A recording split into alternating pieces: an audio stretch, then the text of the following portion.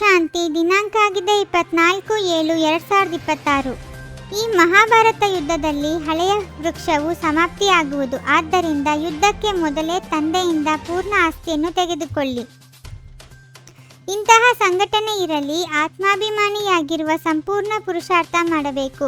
ಅವರಿಗೆ ಪಕ್ಕಾ ನಶೆ ಇರಲಿ. ನಾವು ಪಾವನರಾಗಿ ಪಾವನ ಪ್ರಪಂಚವನ್ನು ತಯಾರು ಮಾಡಬೇಕು. ಪತಿತರಾಗಬಾರದು. ನಷ್ಟಮೋಹಿಗಳ ಸಂಘಟನೆ ಇದ್ದಾಗ ಚಮತ್ಕಾರ ಮಾಡಿ ತೋರಿಸಬಹುದು. ಯಾರಲ್ಲಿಯೂ ಸೆಳೆತವಿರಬಾರದು.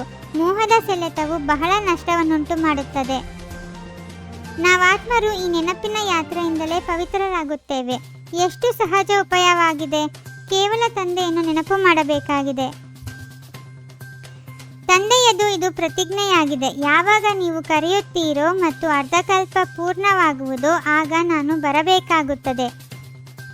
ಹೇ ಪತಿತ ಪಾವನ ಎಂದು ಕರೆಯುತ್ತಾರೆ. ಆತ್ಮವೇ ಕರೆಯುತ್ತದೆ. ನಾವು ಸಮ್ಮುಖದಲ್ಲಿ ತಂದೆಯೊಂದಿಗೆ ಮಿಲನ ಮಾಡಲು ಬಂದಿದ್ದೇವೆ ಎಂಬುದನ್ನು ನೀವು ತಿಳಿದುಕೊಂಡಿದ್ದೀರಿ.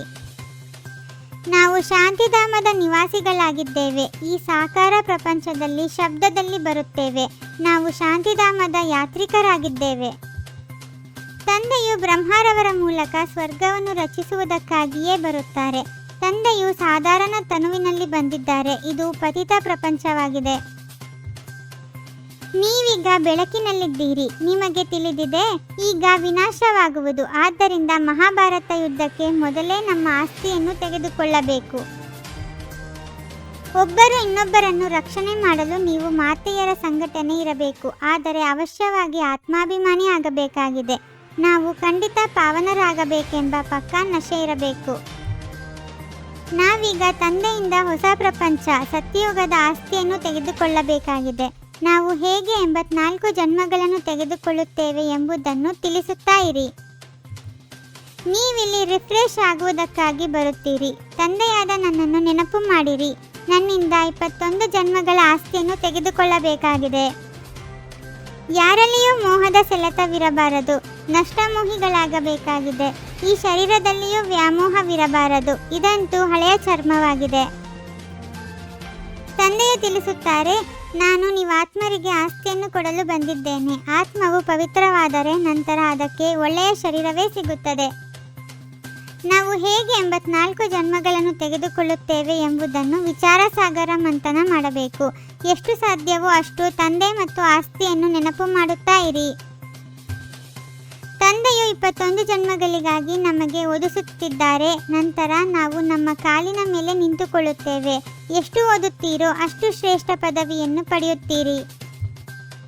ಬ್ರಹ್ಮನ ಮೂಲಕ ಶಿವ ತಂದೆಯು ಬ್ರಾಹ್ಮಣ ಧರ್ಮವನ್ನು ಸ್ಥಾಪನೆ ಮಾಡುತ್ತಾರೆ. ಬ್ರಾಹ್ಮಣ ಧರ್ಮವನ್ನು ಬ್ರಹ್ಮನು ರಚಿಸಲಿಲ್ಲ, ಶಿವ ತಂದೆಯು ರಚಿಸಿದ್ದಾರೆ. ಈ ಹಳೆಯ ಶರೀರದಲ್ಲಿರುತ್ತಾ ವಿದ್ಯೆಯನ್ನು ಓದಿ 21 ಜನ್ಮಗಳಿಗಾಗಿ ಸಂಪಾದನೆ ಮಾಡಿಕೊಳ್ಳಬೇಕಾಗಿದೆ. ಆದ್ದರಿಂದ ಇದರ ಸಂಪಾದನೆ ಮಾಡಬೇಕಾಗಿದೆ.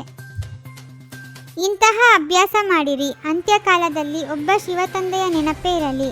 ಅನ್ಯ ಯಾವುದೇ ಚಿಂತನೆಯಲ್ಲಿ ಹೋಗಬಾರದು. ತಮ್ಮ ಕಲ್ಯಾಣ ಮಾಡಿಕೊಳ್ಳಬೇಕಾಗಿದೆ. ಮಾಸ್ಟರ್ ಜ್ಞಾನ ಸಾಗರನಾಗಿ ಅಜ್ಞಾನತೆಯನ್ನು ಸಮಾಪ್ತಿಗೊಳಿಸುವಂತಹ ಜ್ಞಾನ ಸ್ವರೂಪ ಯೋಗಯುಕ್ತ ಭವ. ಯಾರು ಮಾಯೆಯ ಬಗ್ಗೆ ಎಲ್ಲ ರೂಪಗಳಿಂದ ತಿಳಿದಿರುತ್ತಾರೆಯೋ ಅವರಿಗಾಗಿ ಸೋಲುಂಟಾಗುವುದು ಅಸಂಭವವಾಗಿದೆ. ಓಂ ಶಾಂತಿ. 21 ಜನ್ಮಗಳಿಗೆ 21 ಪರಮಾತ್ಮನ ಮಹಾವಾಕ್ಯಗಳನ್ನು ಆಲಿಸಿ ಹಾಗೂ ನಿಮ್ಮದೇ ಆದ ಈ ಚಾನಲ್ಗೆ ಲೈಕ್ ಮಾಡುವುದನ್ನು ಮರೆಯದಿರಿ.